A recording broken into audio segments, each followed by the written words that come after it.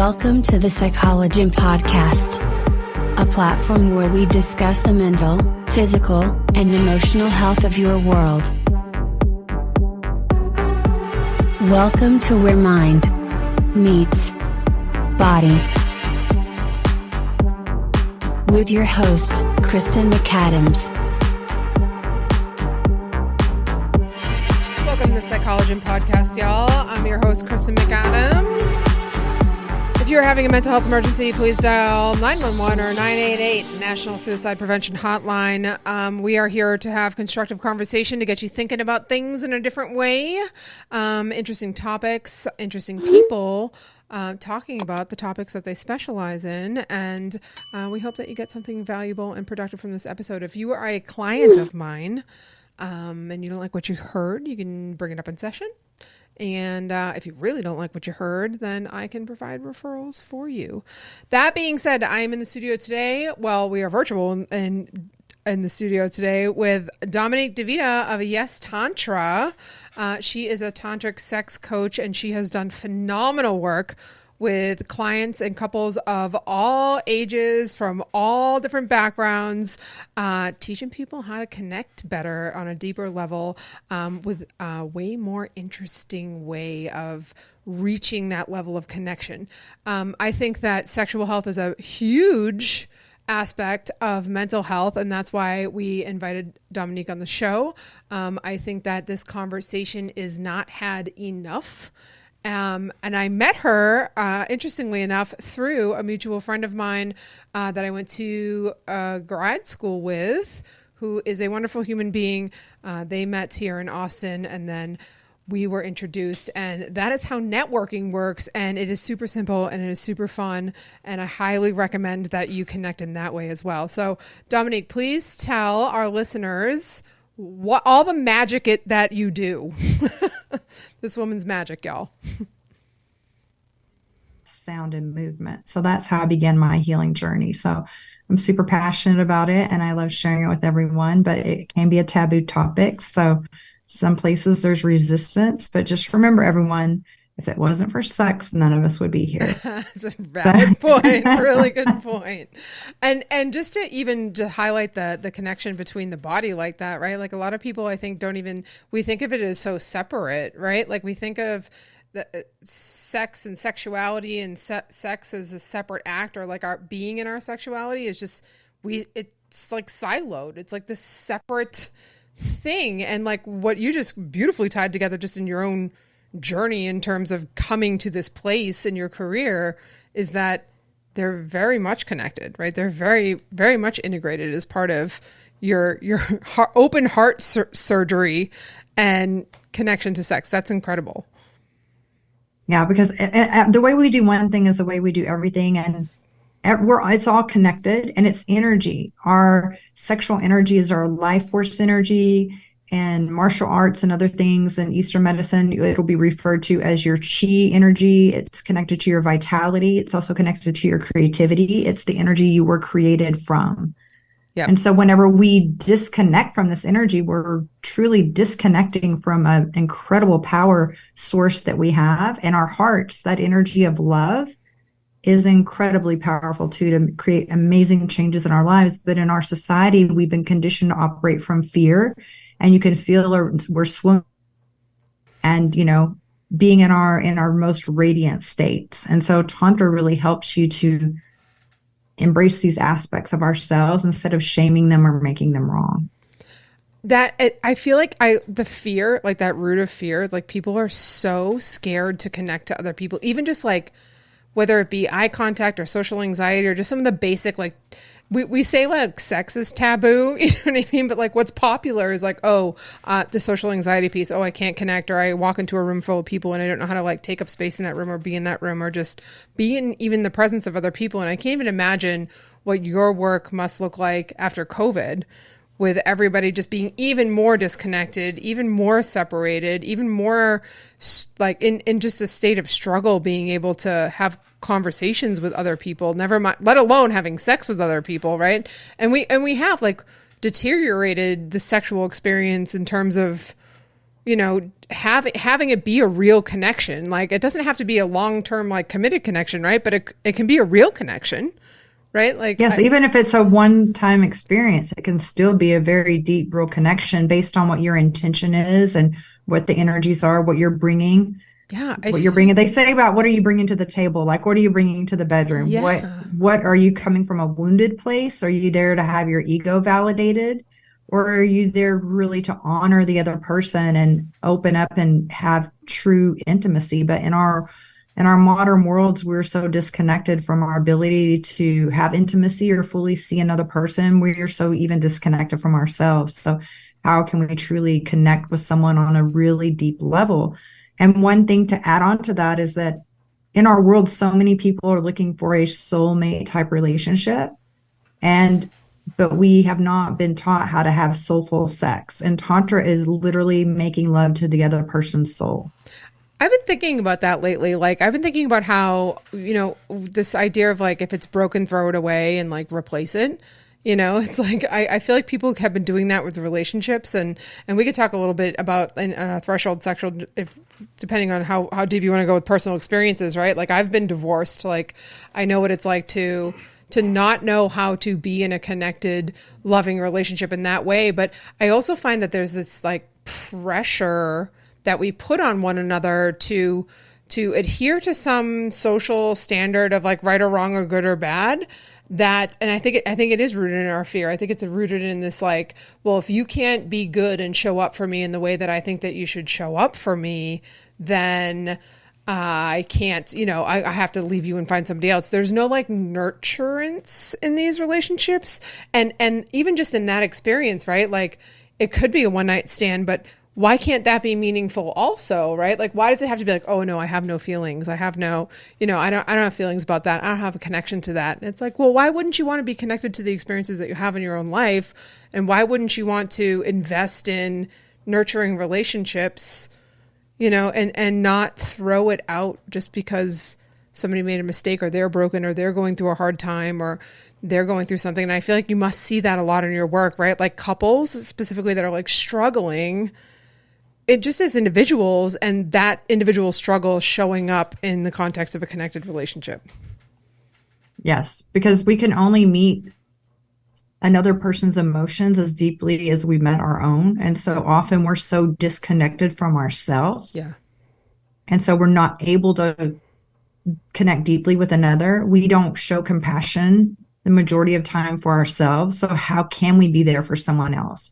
Right. A lot of times in society, you'll see relationships are really about we are expecting the other to do for us what we're not willing to do. I want you to make me feel loved. I want to feel beautiful because you tell me I'm beautiful. Instead of, we don't do that for ourselves. So if we're not resourced and we're not already feeling that love for ourselves, and we already don't know that we're enough, and we're just seeking validation outside from someone else, and we're approaching relationships from a place of scarcity and lack. And then that's that neediness that really can suck. Yes. You're like almost a vampire to that relationship, and you're putting a lot on the other person. Yes. And in Hollywood, the thing of the line of "you complete me." The Hollywood line of "you complete me" has done us a big disservice, because no one completes you. You need to come into a relationship whole and complete. Yes, we will have had our challenges and our past traumas and things that we're working through, but we need to be aware of them. Yeah. But we need to be whole and complete coming to that relationship. You're a whole person, and you need to enter it as a whole person. Yeah. Being aware of your shit that you're also bringing into it, and have some sense of accountability. So there's different ways that can go too. It's like, yes, we need to nurture relationships. Yes.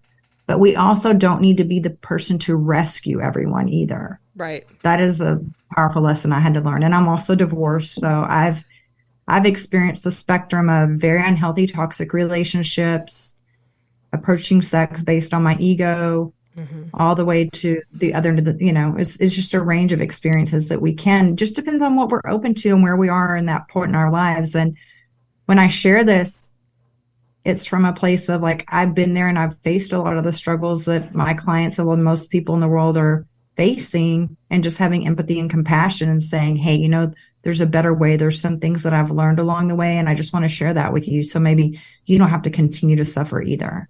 I feel like that's so at the core of what we need to, you know, I feel like everybody keeps looking for the solution to these problems that we're having, like mental health, you know, challenges increasing over the course of time, and people internalizing it as something's wrong with me, or I have like some sort of imbalance or some sort of like, you know, I have low serotonin, so I can't connect to you, right? Because I'm depressed or I'm anxious or and these things, and it is that healing piece, right? Like if we have that healing and that internal perspective of, okay, what are my fears? What am I actually coming up against? Like, what are the fears that I'm actually facing when I stand and look at another person?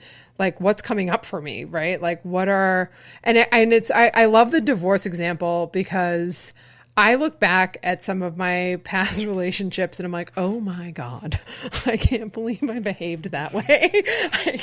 Same. I can't believe I was that person. And you don't know what you don't know at the time, right? You kind of only can like work with where you're at. Like I've totally been that, like an empowered feminist version of myself that's like, you know, screw the men and like whatever, I don't know, you know, like whatever sort of version of me existed before that was like very in my masculine energy, very putting walls up, right? Putting boundaries up, like boundaries. They weren't boundaries. It was just a shitty attitude. And I look back at some of the things that I put people through, and I do have compassion for that part of myself, right? Because that part of me, that version of me didn't know, wasn't in touch, didn't know what they had to heal, didn't know that they were scared even.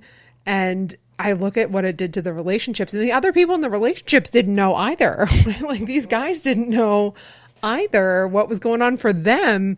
And it's almost like rewarding to look back now and just be like, wow, and just wonder what I don't know now. To just be like, shit, what do I not know now? That can be overwhelming too. I feel like. Yeah, but it's just a constant journey. We're constantly evolving. You know, if we're not growing, then we're dying. Yeah. And so if we're constantly evolving and we have a growth mindset and we just remain curious, yes, then it's almost like you're in a video game and you just keep leveling up and leveling up. And yeah, on some of the levels when you're in the beginner phase, you can look back and be like, oh my gosh, I just didn't know this and I didn't know how to get through this stuff in life. But instead of feeling bad or feeling like we don't have enough, just be like, oh, like celebrate how far we've come on the journey. Yes. And that we're just curious. At least we're curious and we don't have a fixed mindset. And we're not even open to exploring or saying, oh, is there a better way that I can be? Or is there something more that I can experience in my lifetime? You know, what else is possible for me to experience? And one of my favorite quotes that I used to really identify with in my most toxic phases of dating so far. I mean, I could be in a toxic phase now and not know it, right? It's just all, but it is much better. And I just continue to be better than I was in my past version of me. But this quote by Marilyn Monroe, which was like, if you can't handle me at my worst, you don't deserve me at my best. Yep. And, you know, when I was younger and it was Miss Hot Thing and I was dating someone, and if I was really being activated, like my triggers and my childhood wounds were coming up, which I wasn't aware of that was happening at the time. Right. And I would lash out at the person that I was with. Then my excuse would be, well, if you can't handle me when I'm like, basically I knew deep down I was acting really shitty. Yeah. If you can't handle this, then you don't need to deserve me when everything's all amazing. Right. And then as I started doing my work and showing up for myself, I was like, oh, that's a really messed up perspective to deep relationships. Like, I just don't get to dump all my shit on you just because there's other amazing parts of me. Yeah. Like, I can't be destructive towards our relationship and towards you. I need to be accountable and work on my stuff. Yeah. Or demand that give you me a show free up. Pass. Yeah. Doesn't give me a free pass for me to be a jerk. Yeah. Yeah. And that's almost looked at as like sassy. Like, you know what I mean? Like, oh, you're fierce, you know, or you're sassy or glamorous, and like, I totally did that in my divorce phase. I totally did that. I was like, oh, like all these like memes that I would put up that people would just like applaud, because they were funny and they were sassy and they were quirky and they're like, oh, she's a bad bitch. And I was like, no, I was scared and alone and didn't know how to connect to people, didn't know how to relate to anybody, and didn't know how to not demand things from my partner. What, you got something to say over there? Oh, he was like, my producer is also my partner now, so he knows all of these stories about how I came to I don't have anything to say. We're fine. I would love to hear what you have to say about this topic. No, we're good. Let's jump over to the experience section, because I want to talk a little bit about like how people come into that type of mindset and these experiences around like what we think when we think of sex and how we learn that, like what kind of constructs, like much like divorce, right? Like there's such a construct around that in so many ways, whether you think you're like a cougar or, a divorcee or whatever.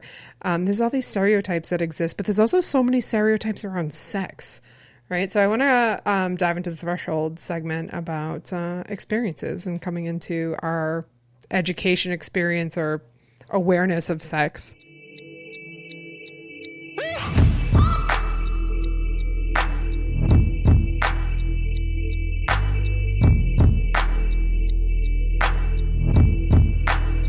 Welcome to the threshold segment.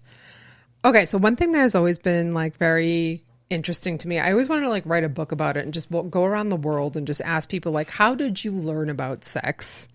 Right? Like, how did you, like the birds and the bees talk, right? That's like the quintessential, like stereotypical, how did you learn about the birds and the bees? And I think a lot of people would say like school, like elementary school or like middle school, health class or something random like that, which to me sounds terrible. Like that sounds like the absolute worst place to learn about sex or sexual health or sex education or anything like that. So how do you talk about that in your coaching, or do you like, what is your personal experience in terms of like A, learning about sex, but then B, like coming into becoming a sex coach?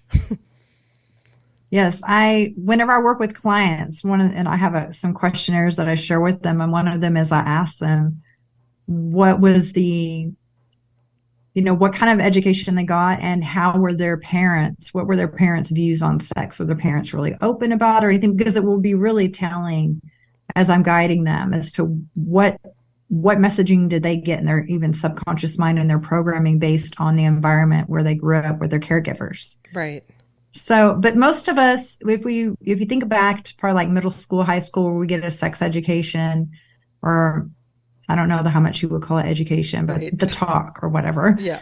Usually it's based on either having fear, like don't get an STD, and they show you these very graphic images of people that have STDs, or don't get pregnant, or just to shame, or just be abstinent. Yep. And don't have sex, which is really wild, because when you think about past generations, like, even 100 years ago, a lot of times people were getting married at 15, because that's when we're the only species that past the point where we could be able to have sex that we're supposed to be holding off. Like our hormones are literally raging. That's such a good point. I didn't even think about that. I understand. Yeah. And I understand that we don't really have the maturity with all the things that can come along with sex that waiting is a great idea.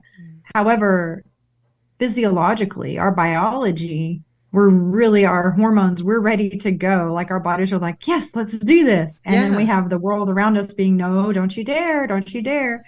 Even if we could talk to teenagers and say, how can you pleasure yourself and have like a self-love ritual and feel amazing pleasure for yourself and connect to your body, and not have them feel shame about it? Because so many of my clients will even say, well, when I was self-pleasuring, then I feel a lot of guilt about it, or I would feel shame about it. And I still will have some guilt or shame about that now, because no one really talked to them about it.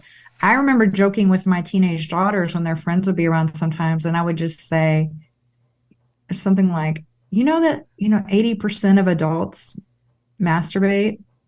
And they would just sit there, and I was like, and the other 20%, they're liars. And I would just kind of joke about it. Yeah. Just as a way to give them permission of like, okay. Yep. We're learning about producer Mike's sex education. How did you learn about? Did you remember? Do you know how you learned about the birds and the bees? Do you remember? I don't. I did sex education in high school. Did you put a condom on a banana or some shit like that? No. They never did the condom on the banana thing, but they were like, oh my God, hey, sex, be careful, it's dangerous, right? Like I remember hearing, it's dangerous, be careful. But and you're like, what does that mean? I'm also in my 40s, so that was a sex education we got, Yeah, I can't imagine. I don't know how it's any different now. Like, I don't know if I can't even imagine. But I remember having but that's such a good point. Like, I remember having a really high sex drive. And I read that book, Come As You Are, and they talk about the different sex drives, right? They talk about some people having more or less sex drives, or some people having, they refer to it as gas and brakes. Like, some people have all gas and no brakes. Some people have no gas and all brakes, right? Or whatever combination of that very overgeneralized, simplistic way of describing a sex drive. But I remember being younger and just having a super hardcore sex drive. I always had a hardcore sex drive. Sorry if that's TMI, but you know what? I don't know. Fuck that. No, I'm not sorry. I'm going to talk about it because we don't talk about those things, right? Especially for mental health therapists, right? It's hard for us because you can't really be in your sexuality or be a sexual being unless you're a sex therapist, right? It's oh, if you've trained and you're a sex therapist and that's what you do for a living, then you can be in your sexuality. But even training for mental health therapists is the one rule is don't sleep with your clients. Yes, thank you. I know not to sleep with thank you. That's very clearly obvious. But as a human or a professional outside of your profession, outside of the work that you do, it's you're still a human. And I feel that's a very similar dichotomy with kids, you're saying, right? They used to get married at 15, right? We live longer now and we have that shut down. And I remember one thing that my mom said, I think the only thing she ever said to me about sex was, don't be the village pump. And I was like, what in the fuck does that mean? Right? Wow. Yeah. That's the one thing that stands out that I remember coming from her. And as somebody who had a high sex drive, and that was friends with the boys. I wasn't necessarily sexually attracted to all the boys, but I was friends with the boys, and I had a high sex drive, and I had that message coming from my mom. And it was that was set me up for disaster, long-term in relationships. So now I think because the conversations change, which it's changing. I don't think it has changed. I think it's changing, which I think is great. But I think that, to your point, that conversation, or even just joking around or, talking about it in that way, in an approachable, relatable way to kids or teenagers, is great because there's no conversation for them to have at that age that I'm aware of that sounds constructive or productive, outside of some of the things that I've heard you say just in, us meeting one-on-one or having a conversation today. So I think that's, if we ask the kids nowadays, I wonder what the answer would be around, how did you hear about sex for the first time? Yeah. And it's, even if you say, I'm not supposed to talk about my sex life as a therapist, it's a big part of who we are. So you're just literally cutting off such a big aspect of who we are as human beings. And I think that's a big message we get in our society is, all of you is welcome here, but the sexual part of you is not welcome. And if you're trying to bring that into spaces, shame on you, and there's a lot of shaming, even the advice that you got, the talk you got from your mother was shaming. Yep. My mother was very much oh my gosh, you're going to love sex. Let me know when you're ready to have it. And I always had fear because I was oh my goodness, I'm going to be the school slut, because my mom gave me full permission to do whatever. And I had the opposite impact on me, because I was I have to monitor myself with this, because she is she was just oh, just let me know and we'll get you on the pill and it'll be I love sex, your dad loves sex, you're gonna love it, Two very different and specific conversation. Yeah. Then if you're not rebelling against something, whenever you make something, you're you cannot do this. Yep. How much does that make the teenager or whatever more tempted to do it? If you just educate about it and let them make an informed decision, that's so much better. And why do we have so much shame about this thing that everyone does, unless you've taken a vow of celibacy? majority of people in our world have sex. If it wasn't for sex, again, you wouldn't be here. Your parents had sex, unless you're in vitro, but that's a very small percentage of our society, right? Majority of people are here because of sex. Right. So it's really wild to me that we don't want to talk about it. We want to act like it doesn't happen. It's such a taboo topic. Or we want to make it like conditional. I get warnings. Yeah. And I get warnings all the time, like from Instagram. They recently shut down my Tantra page, and I had like 30,000 followers, and they'll tell me, well, this doesn't meet community guidelines. And I'm very appropriate in how I speak about things. And I had one of my replies back was like, well, if it wasn't for sex, you wouldn't have an Instagram community. Like, none of us would be here. But why can like Cardi B make a song called WAP, but you can't have a constructive conversation about sex on Instagram? Like, that's insane to me. Like, I don't understand that at all. Right? Yeah, like, it's a really wild thing. Those, like, I feel like probably a lot of what I internalized growing up, outside of that one message that I remember my mom saying, was from like music, right? Like, so I think even some of like back then, I mean, I was a teenager in the early 2000s. So 90s or 2000s, not to date me, but also not ashamed of my age at all. I actually am happy to be getting older. Haha, you just age yourself. Yeah, no, I actually enjoy getting older. I really do. But a lot of that music back then, there were messages in that music, which I wish now that in retrospect I had looked up some like pop culture examples. Some of the messages I think were relatively healthy to some degree, which is strange. But now you hear, like, when I listen to music nowadays, sex sounds so conditional and so like dissociated, and so I don't hear any music that I would play even in a sexual experience, right? Like, I don't even hear popular songs today that I would choose to turn on in a bedroom. I don't know. Yeah. I don't know. There are some. I have a really good Spotify playlist of a few, but what the work that I do, I say it's like Marvin Gaye, the sexual healing he would sing about. Yeah. Not a lot of music like that now, for sure. Yeah. Rob Zombie stopped making sounds or making music. Yeah, Rob Zombie, music. Is that you? Yeah. Rob Zombie was like the king of like the sexual. This is like angry but like fun at the same time. Well, and there has to be a huge difference between like the sound of the music too, and like what actually excites you versus like the lyrics in the music. I'm sure that would make a huge difference, but I don't know. To each their own, right? Like, that's kind of the point, right? Sure. See what turns you on. So we have a little bit of research that we can talk about, and I know you looked over some of the. I picked one. I didn't cherry pick. I shouldn't say that. I picked one article that I thought was interesting because it made a comparison between Tantra and CBT, which I was like, that's an odd comparison to make. But I do want to talk a little bit like that about that, and I would like to jump to the approach section because I would like to hear a little bit about what is Tantra.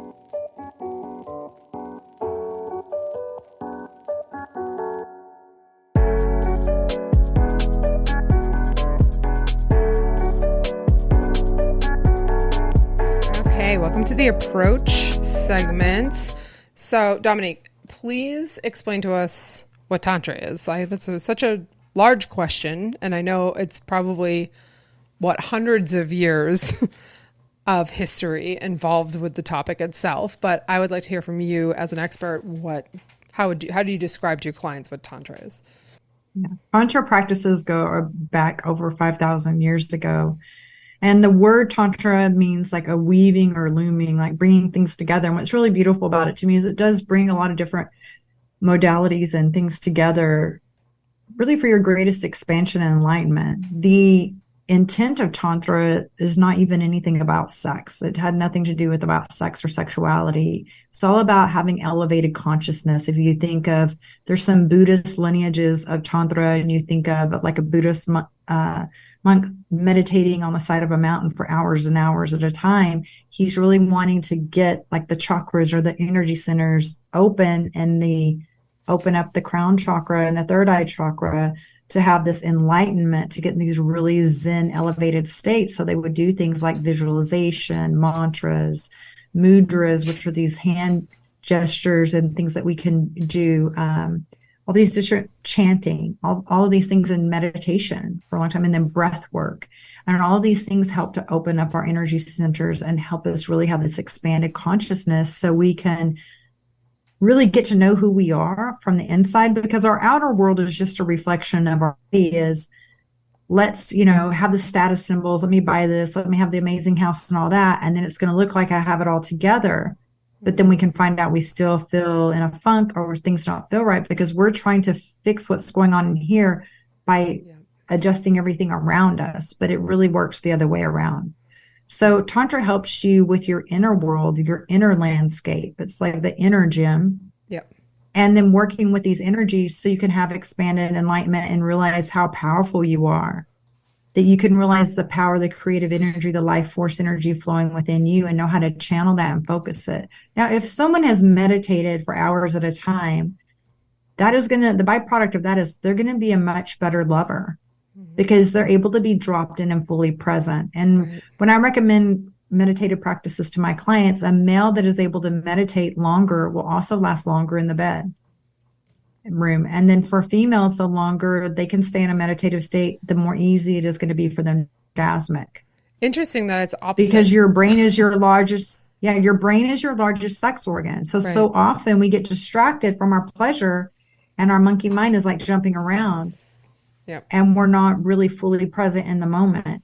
And what I love about Tantra, it helps you use the 5 senses to drop down into our bodies, because in our modern world, we operate from the neck up. And it's like, what are your grades? How many boring facts?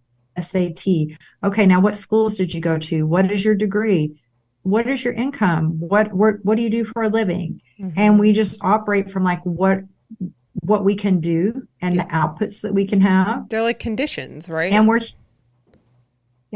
human beings, not human doings. Right. But we can really be present with ourselves and really drop into all the buried treasure that's right here within us. We realize we don't need as much of this external. Right. And we're getting more tapped in and we're more self-aware. And we start to have more love for ourselves, more compassion for ourselves. And we're able to do that for ourselves. We can more easily do that for another. So we have better relationships. And so the byproduct of Tantra is that you can become a really great lover. And then if you know how to circulate and have that dance of energy, we have these energy centers in our bodies, these chakras that, are talked about a lot in Tantra.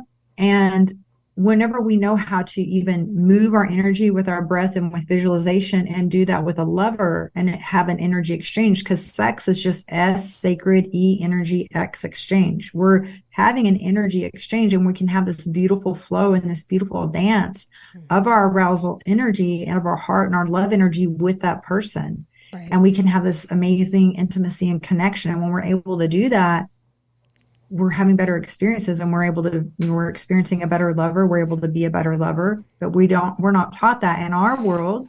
We're taught how to have egoic, superficial, shallow sex. And then we wonder, why am I not having a soulmate? Right. Because you don't know how to do soul mating. All you know how to do is have shallow experiences. Right. And then your relationships are going to be shallow. They're being creative from those experiences, or you don't know how to go into the deep end or have any depth. Right.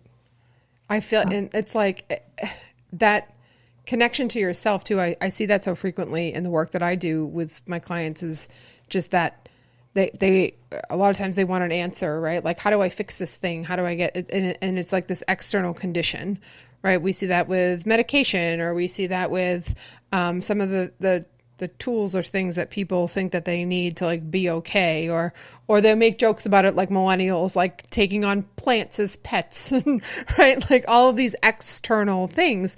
And we have all these conditions that we place on ourselves for who we need to be and how we need to think, and really just not getting that connection, right? Even that like connection to yourself. Cause I feel like, correct me if I'm wrong, right? You have to be able to connect to yourself to connect to another human, right? Like you have to be able to be in your body, be in your senses, right? Like you just described, to connect to another human. And then again, going back to that like initial conversation, like that has to open up the door for people to be more intentional with when they choose to engage sexually, like who they choose to engage with. And it's gotta probably dissipate some of the other distractions that we involve with those choices, right? Some of the other, like, I don't even know what a good example would be. I guess like, you know, money and sugar daddies, or like, you know, like just like something like that, something super basic, right? Something super conditional. I think if you have that connection and awareness with yourself and that person like you're describing, all of those other things don't matter anymore, right? Like all of those other conditions aren't even a factor. Yeah, they don't really appeal to you because and also whenever you're able to have an amazing love with yourself and you know how to have epic like self-pleasure rituals, things like that, then you're not wanting to have that with someone else, right? Yeah. Yeah. I mean, you're not seeking that out. Right. I remember there was an older woman that I met and she felt, I was wondering, one of my coworkers, their sister had been married like 6 times by the time she was 50. But she didn't believe in having premarital sex. So whenever she had the hots for somebody, it was like, oh, let's get married. Another person that their needs aren't being met. And so they're rushing along things in a relationship so they can feel pleasure. But if anyone deserves to enjoy your body, it's you. Right. And you are your longest lasting relationship from your first breath to your last breath. Please yourself. Give yourself pleasure. And when you know how to connect to your body that way, again, you're going to be a better lover. You're going to be able to communicate with your lover what turns you on because you're going to know and understand your body better. And I just want to think about it like this. Like if you went grocery shopping and you hadn't eaten in days or weeks, I mean, how much junk do you think you would throw in your cart? And we would literally do that with sex partners because we don't resource ourselves and we're so turned on and so needy that we just like, we'll throw anything in our basket, right? And then we're later like, oh man, that was definitely had red flags all over it. But because we won't do this for ourselves, if we always need that constant validation, that was for me. I was like Samantha on Sex and the City before Tantra, and I needed my ego validated. Yep. And I liked when men desired me, and that was my value. Yeah. You know, and when I stopped needing that and I realized, oh, I'm whole and complete and I'm amazing on my own. I don't need someone else to validate me. I don't even need to be in relationship. As long as I'm focusing on that relationship I have with myself, that was such a game changer. And I stopped settling for things that were not serving me. Probably pretty easily too. Right? Like, yeah. I mean, you know, once you've had really amazing experiences too, yeah, you don't want to settle for the mediocre stuff or the toxic things. It's just like, oh, okay, yeah, I could be in a relationship, but with what? Like, how are a lot of people relating in our modern world? Yeah. I've literally been celibate for a year now. That's badass. Because if you can't meet the bar of where I am, like I know how to rock my own world. Yeah. And if you're just going to bring me drama or you just want me to rescue you or I just cannot anymore. It's just wasting my life force energy. All of the things, right? Yeah, There's so many things that come into those relationships that I'm just like, I'm good on that. Yeah. I'm good. I wish I would have figured that out sooner, you know, because I was prioritizing relationships for other people that I was really wasting a lot of my time and energy. Now, did I learn certain things from experiences? Can I have gratitude for certain things? Yes. But when I look at it, I'm like, wow, where would I have been in my life if I would not have been constantly like chasing that thing? But we get told this through Disney movies and other stories of the social construct. Like the man, have your Prince Charming, you need your happily ever after. And then we argue the wrong points about those. It's just not true. Right? Like the point that they argue about that is also the wrong point, right? They're like, oh, well, I'm going to be my own, you know, I don't need no man, you know, and it's like, okay, yeah, sure, you don't. But it's like, that's not the point, right? What you're describing is something so much more valuable and so much deeper and so much more experiential. And it's like, if as far as we know, if we only live this life, right? Like, why not have amazing experiences? And it's so interesting because this research article, right, when it compares it to CBT, it talks about the cognitive distortions. And I think that's a lot of what comes up is those cognitive distortions, the overgeneralization, right, the black and white thinking, like, and it parallels Tantra. Like I in no way, shape or way, shape, or form think that CBT is anywhere even close to studying Tantra. But it's this, they give the example of like the thought that like you always screw things up. And it's like, if you have that subconscious thought of like, I always screw things up, or I need somebody else, or coming from that scarcity place, coming from that place of like, I don't know, misunderstood or unseen, like self-doubt or unseen scarcity in yourself. Like, you're not going to put that boundary up the way that you did, right? You're not going to say, yeah, I'm only going to accept exactly what I want in this scenario, right? I'm only going to accept enriching, like healthy, right? Really healthy, connected experiences, because you're not identifying that thing. And the other thing is, a lot of us, we think that we're broken. We're coming from a place of thinking we're broken, that we're not enough. Instead of what Tantra helps you realize is how amazing you are, and to have a lot of self-love. Like Pink Tantra focuses on your heart chakra and self-love. Your heart chakra connects you with the world around you. It connects your upper and lower chakras as well. And I want to go back real quick to what you said about not needing a man. Men are amazing. Yeah. So my grandmother back in the day, now my grandmother was born in 1913. My mom had me later in life. And my grandmother would say, oh, men, they're the best opposite sex that we have. So, men are amazing. And I love coaching men and working with men. I'm super passionate about that. And even the work that I do with men is in support of feminine. Yeah. And it's also in support of women. Men are amazing. And I'm not saying I don't need a man. I'm saying I don't need a toxic relationship, and I am not going to settle for that. Huge and distinction. I need someone who, they don't need to be perfect, but that they're have a growth mindset, that they're doing their work, that they are self-aware. Yeah. Because I've repeated a lot of the unhealthy patterns for a while. And this year on Halloween, I will be 55. I was born in 1968. So for me, I'm just like, I don't know, if it's not something that is really going to enhance things in my life, like I would rather make good memories with my daughters, because for a lot of times I had my daughters when they were young. When I was young, and I was a really young, immature mom. I was an emotionally immature mother. And now I'm just like, all right, what am I doing to, like, now I would rather go on a vacation with my daughters. You choose a different experience. And create some happy memories with them. I don't always just think I need some dude. And I have men that have money. They're like, hey, do you want to travel here? Do you want to travel there? Right. No. I mean, I don't want to just do something for like a hookup or a, it just doesn't interest me. Well, that's like the culture nowadays too. It's like the hookup culture, like you get that. And I've played plenty of hookups. That's why I'm a sex coach. I have you to be a sexpert.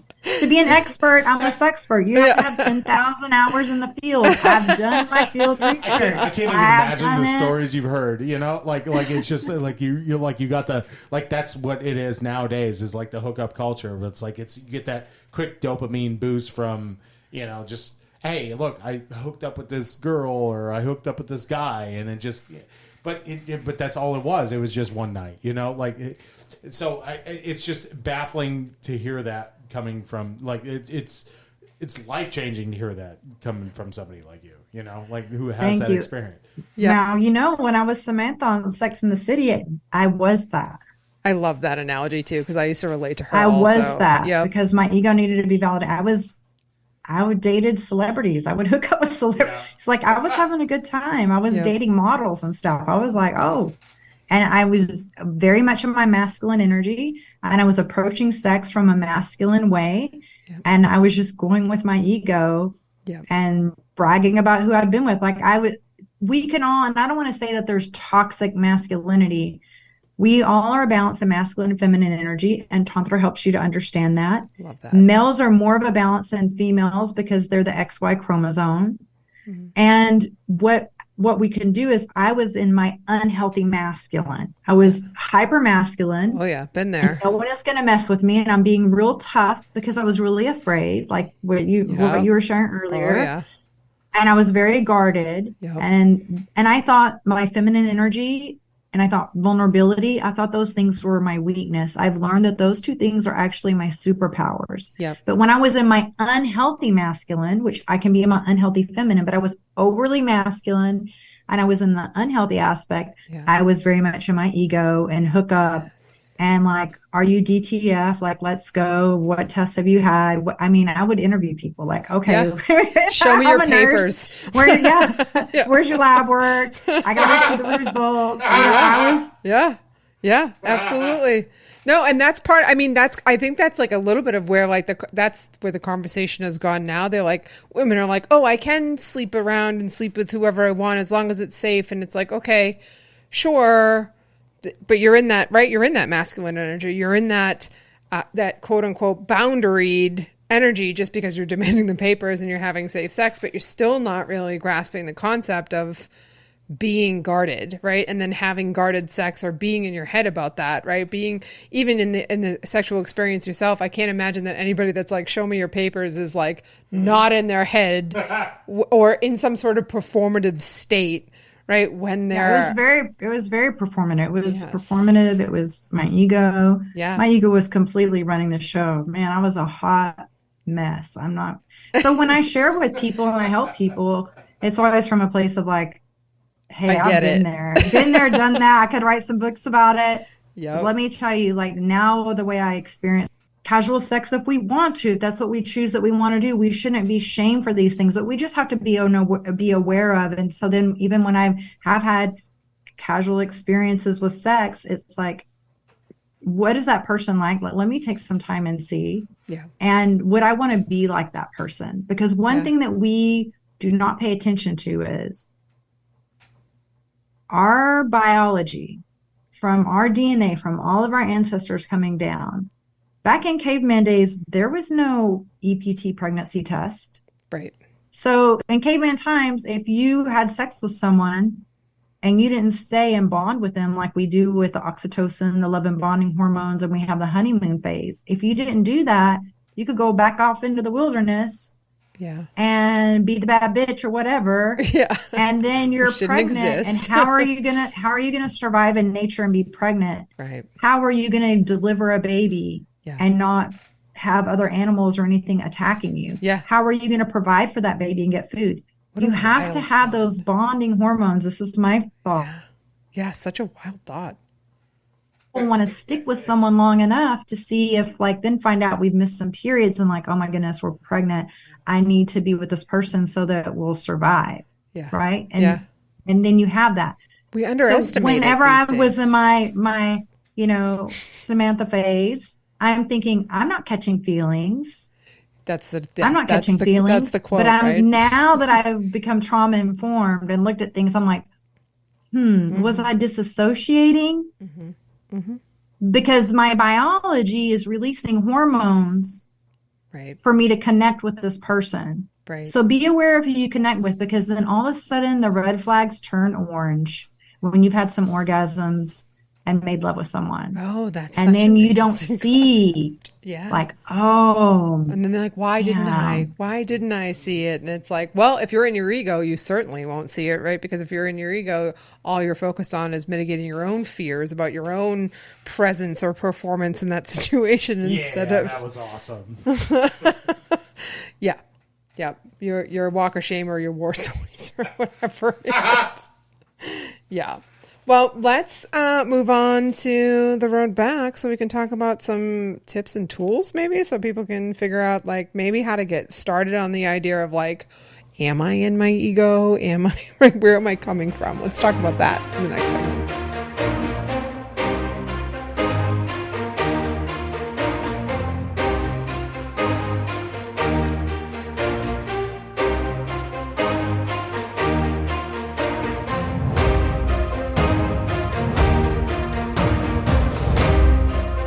Welcome to the road back. We're still working on the segment situation. We'll get there. Thinking about tools and tips for engagement in somebody's life, it's such a massive and deep conversation and topic. Like I want to do like 4 more episodes because I feel like this is just like, all right, I'm going to introduce it. We're going to scratch the surface and we're going to talk about these concepts, right? No, this is totally just a start. Yeah, like some of the, because some of those concepts, right? Like if people hear that and they hear that they're in their ego and they hear that, that I Don't Need No Man, or I'm Samantha from Sex and the City, which they just released a whole new series, which is concerning to me. But like, just like hearing that and people using those ideas to keep themselves safe in the world, right? They keep themselves safe that way, right? By latching on to these constructs that's accepted by the rest of society, right? So the rest of society is like, yes, we support you in this Cardi B loving WAP world, right? Like we support, right? But how could you, like, if somebody's just entering the process to even start thinking about this in a different way, like what's a tool or a tip or a resource that they could use to just start even peeking into this topic? Because it's so, like, once you get in, like me and Dominique talked when we first connected, I could have talked to you for like 3 days. Like it was so wonderful in that first meeting and just having these conversations. But if you want to get started, what's like one way to peek in? Great question. One thing I'm going to say is Cardi B also is in a relationship with a man. So it's not that they're not in a relationship. And we are relational beings. Like we were meant to be in community and to be around other people. Yeah. We do need that. Yeah. So just to be aware of that. But when I first discovered Tantra, I took the time to just start to date myself for a while. And ego is not something to villainize or make wrong. Our ego is even part of our survival. Yes. So not to make it good or bad, but just know, like, why was that showing up for me like that? How was I trying to keep myself safe? And give that part of myself a different role in my life, of another way that it could keep me safe. Right. And then just going into having a really healthy relationship with yourself and knowing, like, what is it that I truly want? Like, can you consciously date yourself? Like if you're single, can you consciously date yourself and treat yourself the way you would want a lover to treat you? And romance yourself. Like you will magnetize that to you more quickly if you start to do that for yourself. It's when we don't feel like we're worthy of it, or we don't resource ourselves in these ways, and we're always searching for someone else. Like, are you, like that little story when we're kids, like, are you my mother? And we're like, are you the one? Are you the one? Are you the one? And then we're just like so starving for something. So resource yourself, get to know yourself, and really think about what are the beliefs or the programming. I love that book by Don Miguel Ruiz, The Four Agreements. Yeah. Because it's like, all right, how much of our programming or what you think would be a great relationship or what your goals have been are based on watching Disney or what your parents have told you. What is your truth? What is it that you really want? Like maybe you don't want a conventional marriage, or maybe you don't want it to be this way. Like really get to know what your heart desires and be curious with that, and just love on yourself so much. Because when you have a lot of self-love, I like to imagine like a teacup with a saucer. What you want to do is, and it's almost like the airplane analogy of put your oxygen mask on first. You want to fill your cup up with your self-love practices, with loving yourself. Right. And what you give to someone else is the overflow from the cup. So often in our world, we're giving when we only have a few drops in our cup. And what that is creating is resentment. Yeah. That's not true loving. Right. So what you do is whatever is spilling out from our cup into the saucer, that's what you share with other people. Yeah. So having healthy boundaries. Remember, every time you're saying yes to someone else, you're saying no to yourself. Mm-hmm. So where do you continue to deny yourself? Yeah. Start to care for yourself and be really true to yourself. Love on yourself. Have amazing pleasure with yourself. Yeah. And begin to let go of shame about those things and just find out what your truth is. All she cared about with men was if they were, how good looking they were. And so that's why I would look at all the time. That's why I was dating models in LA. It's really a lot of programming from my mom about, oh, what do they look like? And then if they didn't have looks, well, then did they have money, Right. And then I wonder why I didn't pick out the best dads for, to have children with, because I wasn't taught about what qualities to look for in a partner. So what you really want to do is look at your values and think like, what type of person would I want to be with? And like, do I embody those values? Right. Do I have these things? Because like attracts like. So just starting to love on yourself and create that within your world, and you're going to start to attract that, because it's like law of attraction. And Tantra really helps you with that, because you get really clear, one, on who you are. You're really loving yourself, and you're not feeling so needy for everything. And you're just like, and then you can have a place of clarity. You meditate, you're more dropped in and connected to your truth. And you can think, okay, does that serve me or not? Do I want to do that or not? Does that mean you're going to continue to be perfect? No, no one's perfect. We're here having human experience. Yep. Have I not made mistakes in dating since Tantra? Of course I have. Like, life keeps lifing, but then I can continue to come back to the practice and know and have it help me. So I took a period of, when I first learned Tantra, doing practices, white Tantra, pink Tantra, a lot of things that I share in my 12 Days to Self-Love ebook.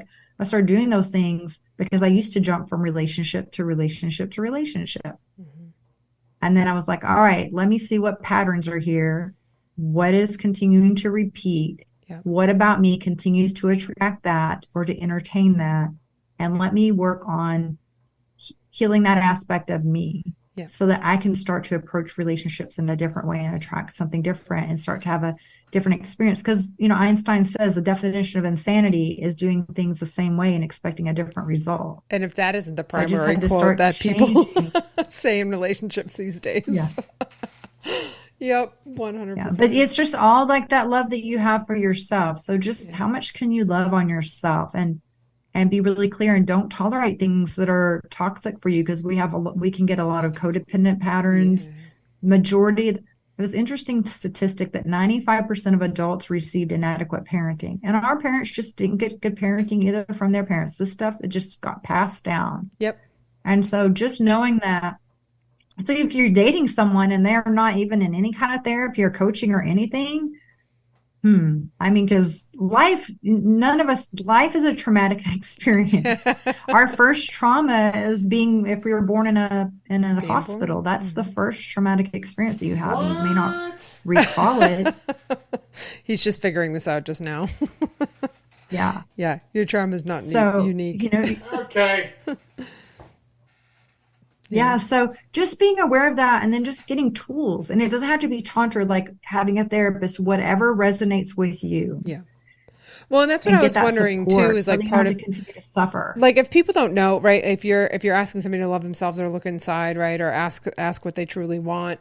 If you don't know, then, and take an inventory of what you are doing, right? Like take a look at what is happening.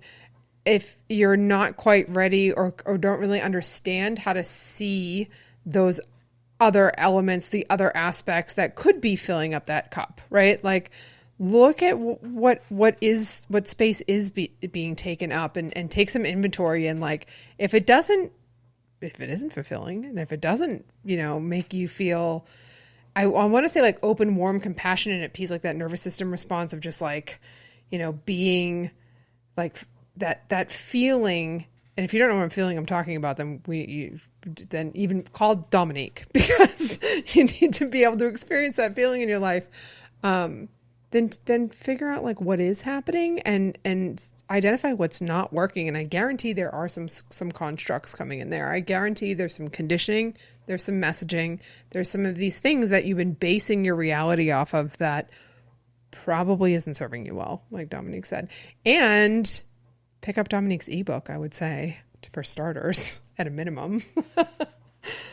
Dominique, where can they find you? Can they can follow you on Instagram? I know they took down your other Instagram account, which is absolutely bullshit, now my Instagram for now is YesDevita, DVITA, and then my website is yestantra.com. Yep. They took down your I'm going to have links to more of my courses there. I have a lot of masterclass replays. I have an intro to Tantra. Wonderful. Okay. Online course, and I have masterclass replays about the 9+ types of female orgasms, male stamina in the bedroom, how to last longer. Amazing. And then my coaching, I have group coaching for women. I just launched my first group coaching for men, and I do one-on-one coaching as well. But I really love working with men because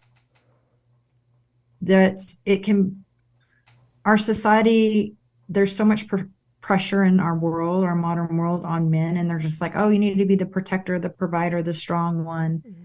And they can be so disconnected from their emotions. And then when they enter relationships, women long for that emotional connection.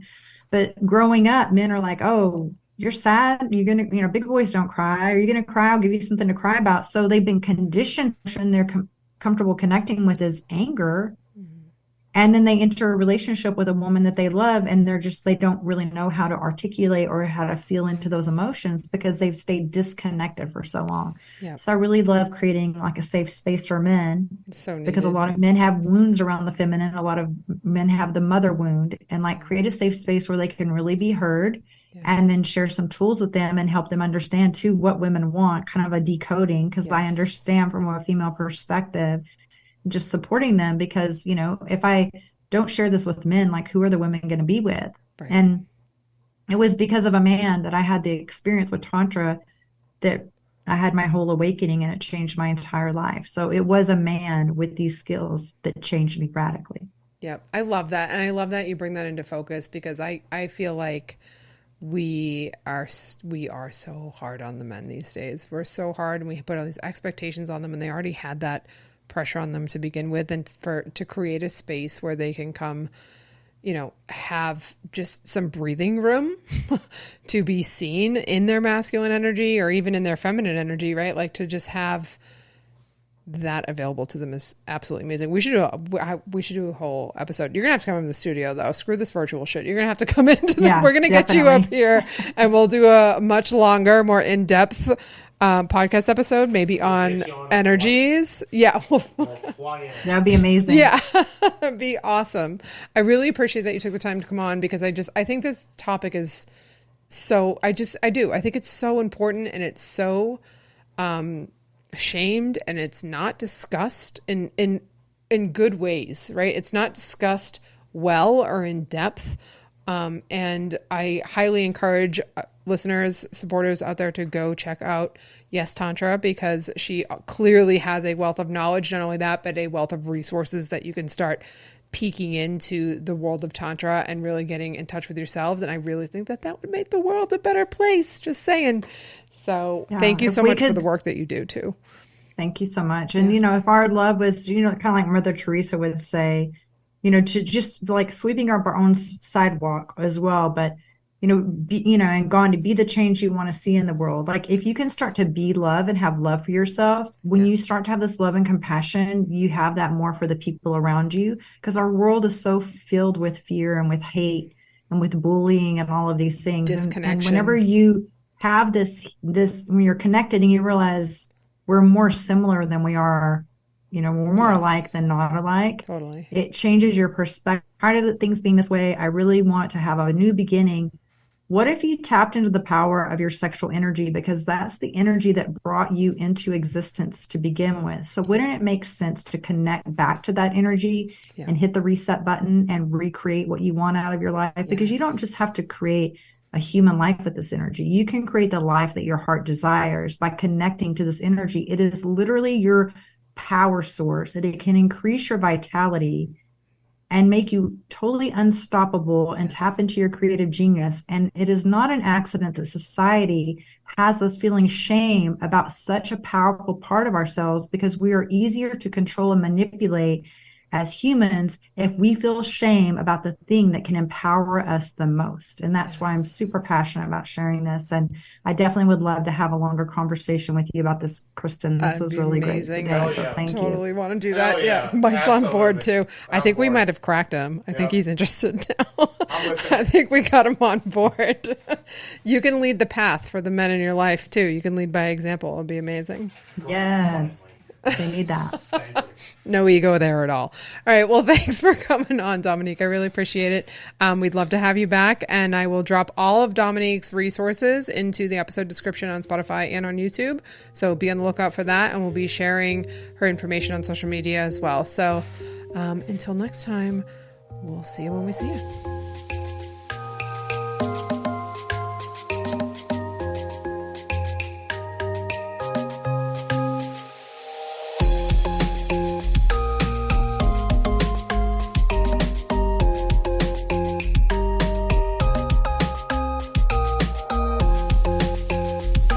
If you're having a mental health emergency, we urge you to dial the National Suicide Prevention Hotline at 1-800-273-8255 or text the crisis text line. Text HOME to 741-741.